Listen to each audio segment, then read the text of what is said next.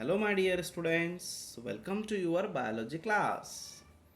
तो पिछले क्लास में हमने जाना था पेरिफेरल नर्वस सिस्टम के बारे में।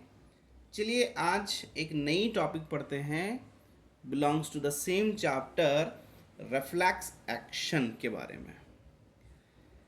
क्या होता है ये reflex action? It is the rapid involuntary and unconscious action of the body in response to a stimulise.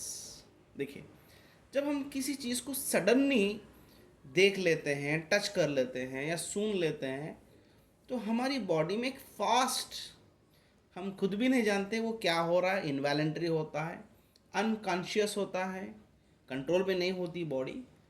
एक सडन बिहेवियर हम दिखाते हैं, सडन एक्शन हम दिखाते हैं, जिसे रिफ्लेक्स एक्शन कहा जाता है। हम सडनली स्नेक देख लिए, हमारा हाथ किसी नोकीली चीज़ से टच हो गया, जैसे कि यहाँ पिक्चर में दिखा रहा है।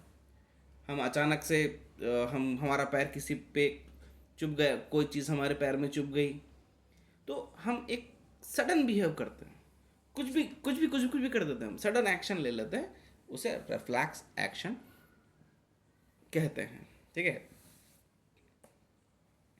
Example, sudden withdrawal of hand when it touch the hot object. देखिए, आप बिना देखे के, बिना जाने के, बिना समझे के किसी गर्म चीज़ पे हाथ रख दिए, क्या करते हैं? उस पर रख के डरते क्या? नहीं, सडनली निकाल लेते, इतना जल्दी निकालते आपके ब्रेन तक अभी मैसेज पहुंच भी नहीं जाता कि जिस पर हम हाथ रखे हैं वो गर्म है, वो मैसेज भी अभी ब्रेन तक नहीं जाता, उससे पहले हम हाथ वहां से निकाल लेते हैं। ये एक example. Touching lips of A nursing baby awake sucking reflect. हाँ, आप छोटे बच्चों के मुंह में लिप्स के ऊपर अपनी फिंगर लगा के देखो, वो सडनली सकिंग करने लग जाते हैं। ठीक है, ये भी एक रिफ्लेक्स एक्शन है। Closing of eyelids when light fall on them. Yes, light में, घर में करंट नहीं है, लाइट जा चुकी है, घंटा 2 घंटा हो चुका है, अभी नहीं आई, सडनली आई, तो हमारे आईलिड्स क्या हो जाते हैं? शट डाउन, बंद हो जाते हैं। ठीक है, क्योंकि उसको एडजस्ट नहीं करते, सडन सडन हो जाता है एक्शन वो। ठीक है, नी जॉक फिनोमिना, अगर हमारे पैरों के घुटनों पर, अगर आप ये जो देख रहे हैं इधर का, ये जो पिक्चर, ये जो डायग्राम देख रहे हैं, ये वाला, ठीक है, ये डायग्राम देखने से आपको पता चलेगा, अगर हमारे घुटने पर कोई चीज़ से मारा गया, ठीक है, तो हम कैसा बिचक जाते हैं या कैसा रिफ्लेक्स हमारे पे होता है। ओके बच्चों, ठीक है, ये आप लिख लीजिएगा।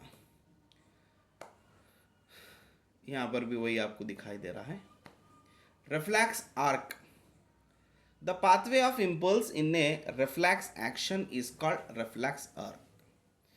जो पाथवे क्या है, किस जरिए से ये मूवमेंट हो रहा है, उसका वे क्या है, उसका रास्ता क्या है, pathway of impulse in A reflex action is called reflex arc. In it includes A receptor organ, जो रिसिप्ट करते हैं, इट रिसीव द स्टिमुलस, आँख देखने वाले, स्किन टच होने वाले, कान सुनने वाले, ये रिसेप्टर ऑर्गन पहले वो उसको सेंस कर लेते हैं, वो स्टिमुलाई को रिसीव कर लेते हैं, देन फॉरवर्ड करते हैं।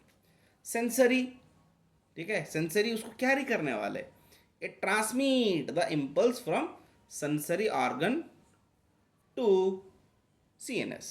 देखिए, रिसेप्टर तो रिसीव कर ले, लेकिन सेंसरी उसको कंटिन्यू करते हैं, ट्रांसफर करते हैं from the sense organ. Intermediate connector neuron होते हैं वहाँ, it connects sensory and motor neurons, उन दोनों को ये बीच में क्या है, कनेक्ट कर देते हैं, जोड़ देते हैं, जो इंटरमीडिएट होते हैं। Then after ultimately they reach to the brain and from brain the message back, जिसको हम मोटार कहते हैं, इफरेंटर और excitor neurons, it conduct impulse from central nervous system to effector organ. वो मैसेज कहाँ तक पहुँचाना है, वो इनका काम होता है, मोटार का। ठीक है, एंड ए रिफ्लेक्टर ऑर्गन, चाहे वो मसल्स हो या ग्लैंड हो, it respond to the impulse, वो किसको रेस्पॉन्स देने लगेगा? इम्पल्स को रेस्पॉन्स देने लगेगा। ठीक है बच्चों। Next, the pathway of, sorry this is the same as it is, you just read down. So तो आज के लिए इतना ही काफ़ी है बच्चों। While tomorrow I will continue the next. Thank you very much.